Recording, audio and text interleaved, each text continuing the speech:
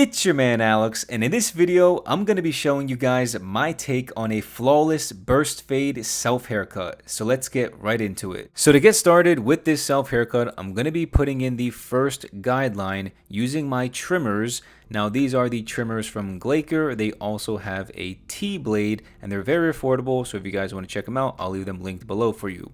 Now for the guidelines, you want to make sure you put in a very horizontal line. At least this is the way that I do my burst fades. I do a horizontal line up until like right around the back portion of my ear. It's kind of like a framing my ear. And then I do a perfect line going straight down as well. So you don't want to take off too much hair. It's like you literally want to take off a very small amount of hair, and then that's pretty much your guideline.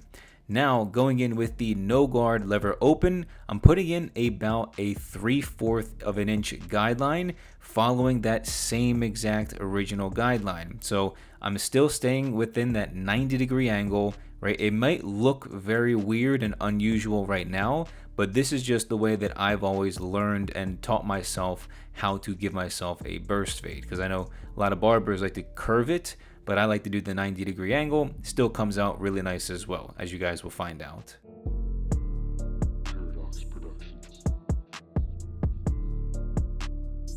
So now going in with the third guideline, I'm using the number 1 guard lever open, and I'm literally following the same exact framework as before, going up 3/4 of an inch from the previous guideline.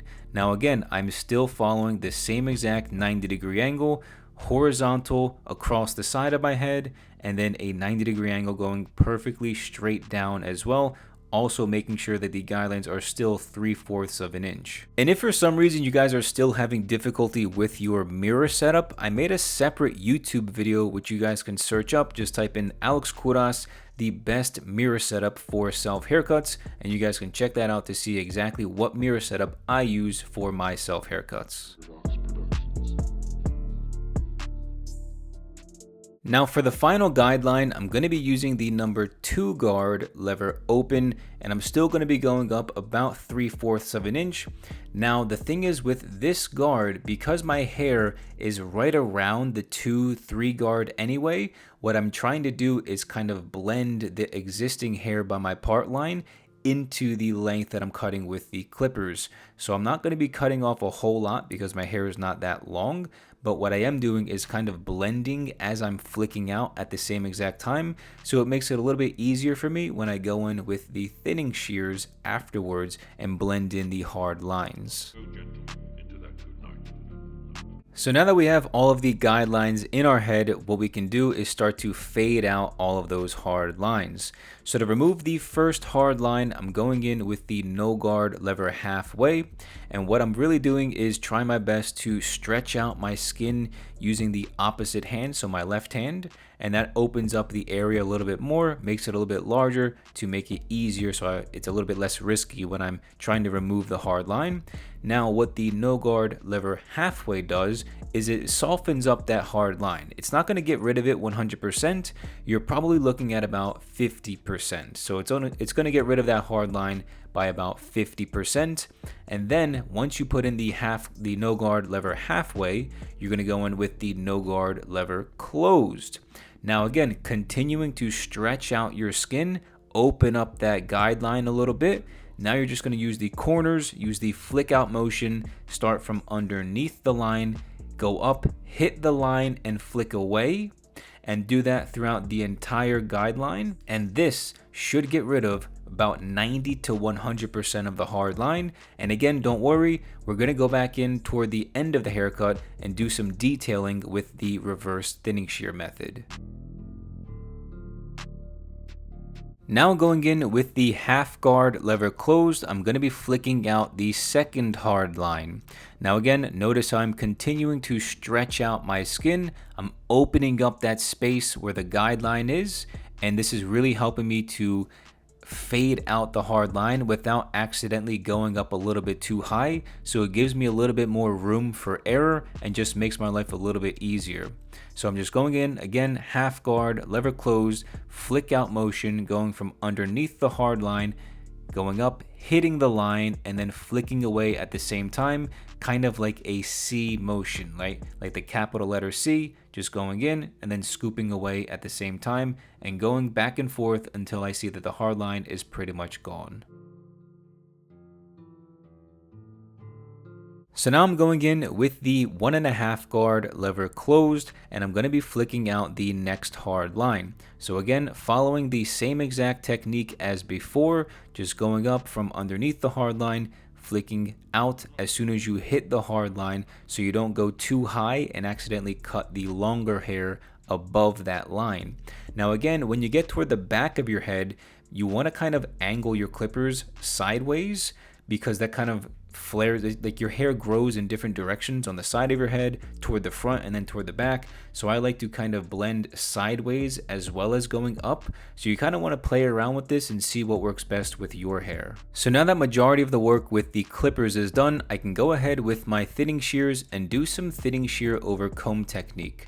So what this is basically doing is just blending in the shorter length on the sides and back of my head into that longer length on the top of my head, right? That little region, that strip that connects the fade to the really long hair on top. I like to use the thinning shear over comb technique. It's honestly the easiest and it's the best way to create a gradient from the fade into that longer length. And even though it can be a little bit challenging, make sure you do the back of your head as well and blend in the fade to the longer portion that you're leaving that strip down the back of your head at the same time. Now for honestly the most game-changing detailing method for me and my self haircuts, it's using what I've coined the reverse thinning shear method. So basically I take my thinning shears, I flip them in reverse, and anywhere on my fade where I see any bulky spots or any hard lines, I literally cut directly at them using the thinning shears. This has honestly been one of the most game-changing techniques for me with my fades. My fades come out way more blurry and way more gradient as a result, so I highly recommend that you guys use this technique for your fades if you want them to come out extremely blurry and gradient as well. So for this self haircut, I didn't want to take off too much on the top, so really all I'm doing is using my hair cutting scissors and just blending in that hair by my part line into the longer length on top. Now I know we went in with the thinning shears and blended that hair in a little bit, but that didn't actually cut all of the length on top. That just blended in the hair by the part line into the fade. So now I'm using these scissors and basically cutting at a 90-degree angle and just blending in that longer length into the hair by my part line. So now for probably the most challenging part of any self haircut, which is giving yourself a lineup, especially on the back of your head. So again, this is why you need to have a good mirror setup so you can see exactly what you're doing and you can bend your arms with enough space appropriately to cut the back of your hair. So for this self haircut, I'm cutting a kind of curved look. Usually with burst fades, you see a lot of like really sharp V's, like a V shape. But for this self haircut, I wanted to do more of a U look.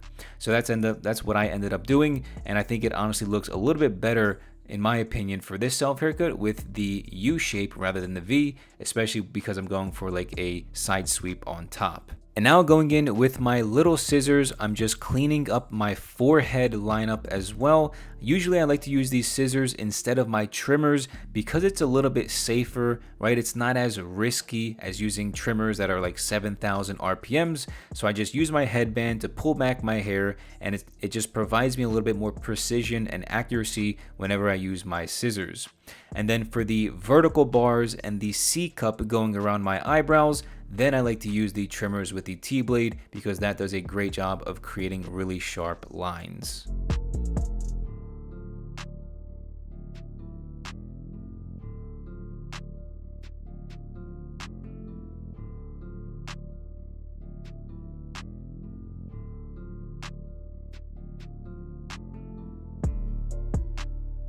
To finish off the haircut, I'm using some organic clay by KOVRAS for a natural high hold matte finish. What I like to do is take about a pea-sized amount of product, rub it between my palms until it's creamy, take a nice whiff of that beautiful rosemary aroma, and work it evenly throughout my hair. Now, depending on my hair length, I'll usually add 1 or 2 more pea-sized amounts of product to give me a hold that lasts the entire day. Organic clay has only 6 high-quality, all-natural ingredients that are scientifically proven to promote hair growth, slow down hair loss and graying, and also moisturizes and creates more fuller, thicker hair. So if you want healthy, nourished hair with a perfect all-day style, check out our products using the link in this video. And so this is my take on a flawless burst fade self haircut. Let me know in the comments below how you think the haircut turned out and what other hairstyles you'd like me to try out next. But make sure you leave a like, subscribe, check out Organic Clay by Kouras, and watch this video if you want to take your self haircuts to the next level.